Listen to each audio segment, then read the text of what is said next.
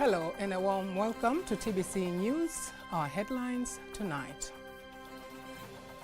New presidential appointees sworn in.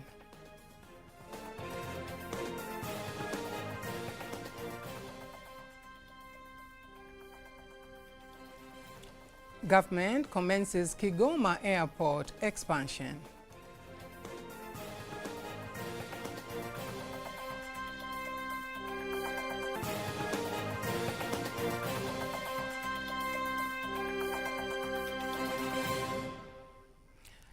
Good evening once again. I am Agnes Tuniga. You can also follow us live via our YouTube channel, TBConline, and also get all the latest news through our Instagram, Facebook, and Twitter pages at TBConline. President Dr. Samia Suluhu Hassan has sworn in 3 leaders she appointed recently at a ceremony held at the Chamwino State House in Dodoma. The leaders include the Permanent Secretary for the Ministry of Finance and Planning, Dr. Natu Elmamri Mwamba, the Governor of the Central Bank of Tanzania, Dr. Emmanuel Tutuba, and Secretary of the Law Review Committee, Griffin Mwakapeje. The event was also attended by the Vice President, Dr. Philip Mpango, and the Prime Minister, Kassim Majaliwa. More than 1 million students have started their secondary school education today across the country. The government has announced that there are enough classes to accommodate all those eligible for secondary education. For the second year now, the government assures that all students eligible to start secondary education are accommodated. This follows construction of enough classrooms, removing the previous procedures of second and third selections. In the term that started today, 1,073,941 students have been selected, of which 514,846 are boys and 5,559 are girls. Through her Twitter page, President Dr. Samia Suluhu Hassan has written that no student will miss a chance to go to school due to the shortage of classrooms. Over the course of 2 years, she has facilitated the construction of 23,000 classrooms. According to the third phase 5-year National Development Plan, implemented from 2021-2022 to 2025-2026, the government planned to build 4,040 more classrooms for secondary schools, but in 2022 alone, it has built 8,000 classrooms.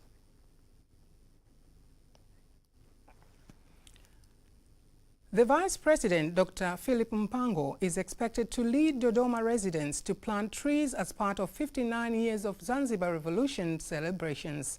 This was made known by the Minister of State, Vice President's Office, Union and Environment, Dr. Selemani Jafo. Addressing the press, Dr. Jafo said the Vice President is expected to plant trees along Dodoma, Dar es Salaam Road, starting from the main bus stand of Dodoma to Ihumwa. In addition, his ministry will be preceded by other tree planting activities on January 10th, also along the Dodoma-Dar Road from the College of Business Education, CBE, to Kilimo Kwanza. The government and China Railway Construction Engineering Group have signed a contract for the expansion of the Kigoma Airport aimed to increase the number of flights to and from the airport. The contract was signed in Kigoma region, witnessed by the Minister for Works and Transport, Professor Makame Mbarawa. The minister has called on Tanzania National Roads Agency, TANROADS, to ensure quality specifications are followed in order to strengthen the airport services in the country. Here's the report by Egidius Audax, read by Teddy Mparanyanga. It is a new dawn for the Kigoma residents. Time to expand and improve the Kigoma Airport as part of the government's plan to expand and improve air transport in the country. The government and China Railway Construction Engineering Group signs a contract for the expansion of the Kigoma Airport. The project is expected to be completed within 18 months at a cost of more than 46 billion shillings. Tutakuwa na ujenzi wa mifumo ya maji taka. There shall be constructions of waste management system, the constructions of roads, the constructions of new building for passengers, which will save 400,000 passengers per year. The constructions of the stand alone, control tower and the airport security equipment will be purchased. Emphasis is given to the Tanzania National Roads Agency, TANROADS, in the country to supervise the construction closely so that the value for money is attained. Niwaelekeze tena TANROADS. Ninajua mnafanya kazi kubwa. I instruct TANROADS to continue managing these projects well. I am aware that you are doing a great job. This is all government funds. The government uses a lot of funds in this kind of projects. We must get the desirable outcomes. If we won't manage this project, well then, the contractor will do a poor job and the Kigoma residents and Tanzanians as well won't be benefit from this project. President Dr. Samia Suluhu Hassan is congratulated due to her government's efforts in ensuring transportation system to and from Kigoma is improved. Mheshimiwa Waziri, tunaendelea sana kumshukuru Mheshimiwa Rais katika kipindi chake. Honorable Minister, we continue to thank President Samia because in her presidency is when we have been connected to the national grid.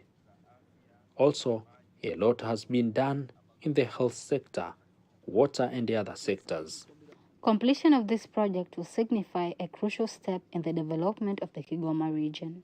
Na sisi kabla ya kuanza benefiting from the jobs that will result from the construction's activities.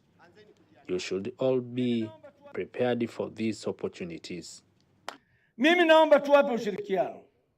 We shall provide our cooperation if anyone asks you for a bribe in order to acquire a job, then you should report that. We shall deal with that person. Kuwepo kwa uwanja huu kwa kazi iliyofanyika leo ya kusainiwa kwa mkataba huu. This airport will be a driving force towards development, and the business opportunities are going to widen to Kigoma residents. Therefore, this project will increase individual citizens' income and the country as a whole. Teddy Mparanyanga, TBC. Permanent Secretary for the Ministry of Minerals, Adolf Ndunguru, has instructed the Geological Survey of Tanzania to improve information and statistics systems on the presence of minerals in the country so as to attract investors. Launching the Geological Survey of Tanzania Staff Council in Dodoma, he said the Ministry of Minerals is expected to contribute at least 10% of the national income by 2025. Rasilimali iliyopo katika kiwango cha high resolution kwamba angalau kwenye uhakika. We know the amount of resources we have in terms of high resolution is 16%, and hence reduce the ability for us to implement plans and the duties that will help us to reach the vision of the mining sector to contribute 10% to the nation's income by 2025. One of your responsibilities is to ensure the improvement of news concerning the presence of minerals in the country to rise from 16% to 55 or 65% in terms of high resolution. This will help us to effectively implement all our plans and duties. The Permanent Secretary added that the Ministry, through the Council, will now be in a better position to perform their duties by collaborating with Tanzania Union of Government and Health Employees, TUGE, thus helping this institution to improve the services provided. The Minister in the President's Office, Regional Administration and Local Government, who deals with the education, David Silinde, has instructed the regional and district commissioners, together with their district's executive directors in the country, to do close monitoring primary and secondary school teachers' performance. He was opening the assessment meeting on the improvement and management of education for the year 2022, which involved education officers, headmasters of primary and secondary schools, held in Iringa. Here's the report by Irene Mwakalinga. The Deputy Minister in the President's Office, Regional Administration and Local Government, who deals with education, David Silinde, said that he believes cooperation between government officials and teachers can bring the desired change. Kila kiongozi wa elimu katika ngazi ya shule, kata, halmashauri na mkoa. Every leader in the education sector at the school level, world, district, and regional level should make sure they supervise and evaluate how teachers teach. They should also solve teachers' challenges. Every teacher should set up personal goals in such a way that no student is left behind by the end of every year. Silinde said the government has continued to support the education sector, where it expects to spend 1.2 trillion shillings to build more than 1,000 new schools. Katika hizi kuna shule za kata 1,000 na za bweni za wasichana za kila mkoa 26. There are 1,000 public ward schools and 26 boarding public schools for girls. One boarding school is worth 4 billion Tanzanian shillings. These are all modern schools. According to the Deputy Minister for President's Office, Regional Administration and Local Government, David Silinde, the construction of more than 15,000 classroom funds provided by President Dr. Samia Suluhu Hassan has made it possible to accommodate all students who are selected to join Form 1. Irene Mwakalinga, TBC, Iringa. More than 180,000 palm tree seeds have been distributed by the National Service JKT in Kigoma. The move follows instructions made by the Prime Minister Kassim Majaliwa as part of the government's strategy to increase cooking oil production in the country. Here's the report by Asher Thomas, read by Faidha Ngaga. Tunatumia zaidi ya bilioni 445. We have used more than 445 billion to 470 billion every year to import palm oil for cooking. Government's move to increase cooking oil production through National Service JKT.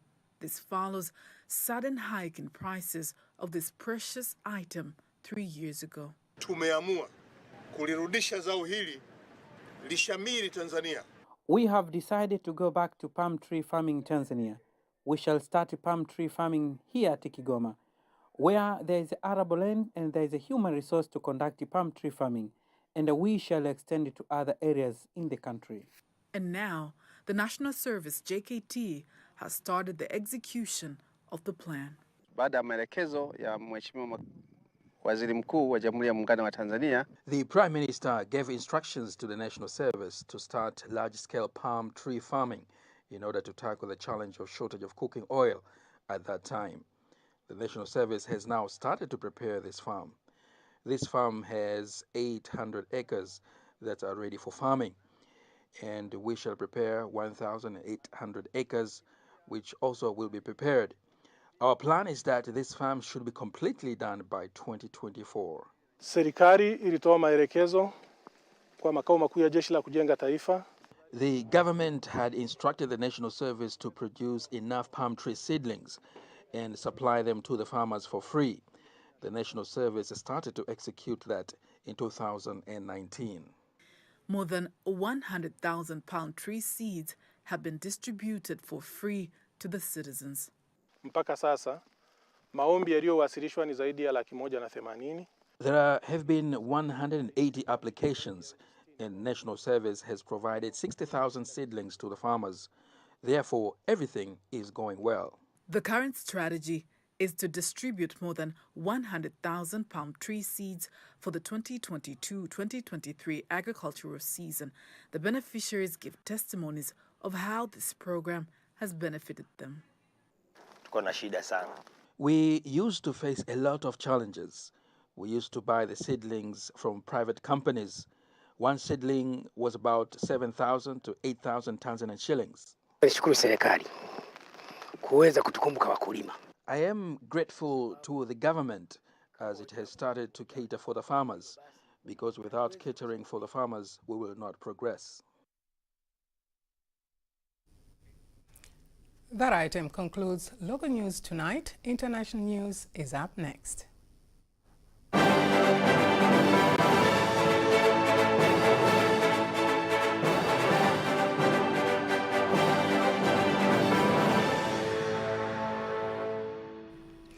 Welcome back, and here is the international news read by Faidha Ngaga. Votes are being counted in Benin after voting in Sunday's parliamentary elections.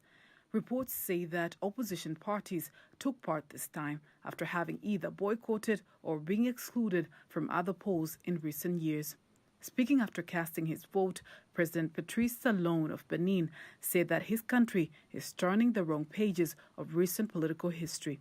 He says no one is boycotting anymore, despite the reforms that are still in progress and which are transforming political, economic, and administrative environment. The results are expected within the next week. Parties winning more than 10% of the vote will share out the 109 parliament seats. At least 30 people have been abducted at a train station in Edo State, southern Nigeria. Among those taken were station staff and passengers waiting for a train. The security forces, held by local hunters, have launched a search and rescue operation for the victims. The latest incident comes in the month before a presidential election where security is a major campaign issue. Reports say that on Saturday, a large number of gunmen shot in the air as they entered the station in Igweben before seizing the travelers and staff, taking them to a nearby forest. More than 1,000 people were detained and taken to the federal police headquarters in Brasilia, Brazil, after government places were stormed by protesters yesterday. Most of the arrests happened in front of the army headquarters in Brasilia, where supporters of former President Jair Bolsonaro had been camping since December. Supporters of former Brazilian President Jair Bolsonaro, who refused to accept his election defeat, stormed Congress, the Supreme Court, and the presidential palace a week after the inauguration of President Lula da Silva. President Lula blames Bolsonaro for the attacks, while Bolsonaro, who is in the United States, rejects the accusations and condemns the violence, calling it an illegal attack. The governor of Brasilia has been suspended for 90 days for failing to stop the violence.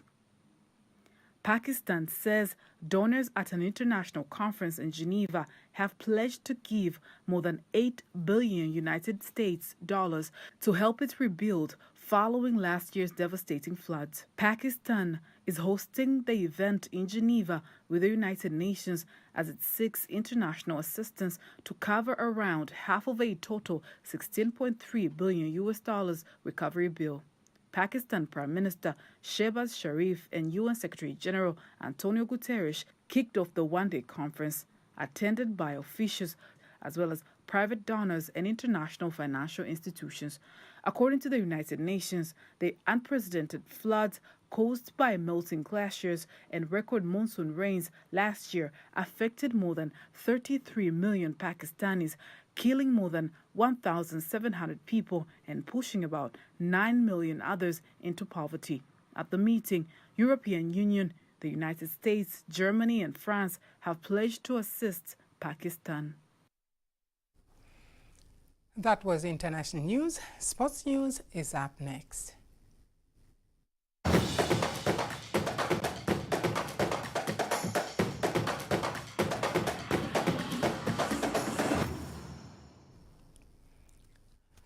Let's have a look now in sports news. The president of Zanzibar and the chairman of the Revolutionary Council, Dr. Hussein Ali Mwinyi, has instructed the Matumbaku Stadium to be changed to a multi-sport stadium by constructing 4 more fields. President Dr. Mwinyi was laying the foundation stone at Matumbaku Stadium. He says other games that should be accommodated in the stadium are netball, handball, volleyball, and basketball. Tuko hapa kwa ajili ya uwekaji wa jiwe hili la msingi kwa ajili ya kompleksi hii ya michezo. Today we are putting the foundation stone. We must have 4 sport fields that can be used at all times for different sports such as basketball, volleyball, netball, football. We ask those who are responsible for this work to complete the project so that we can officially open the ground.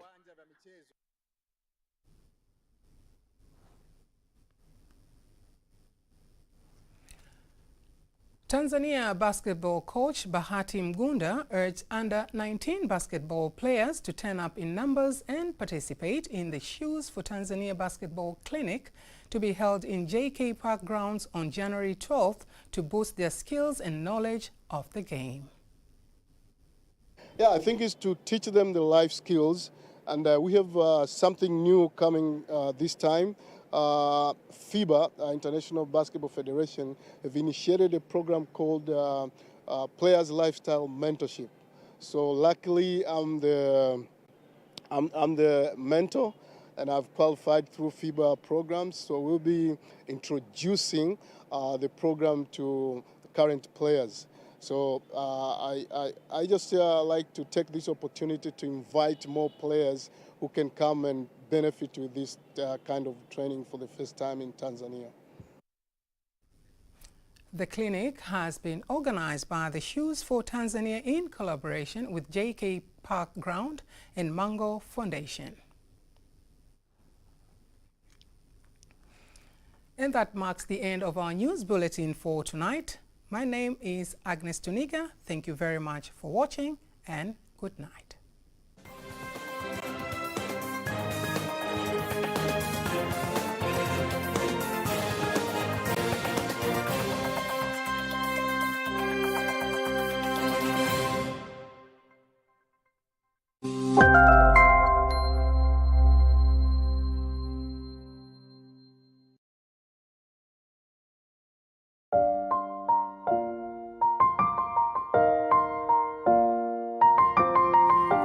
Ni asubuhi yenye mwanga wa kawaida.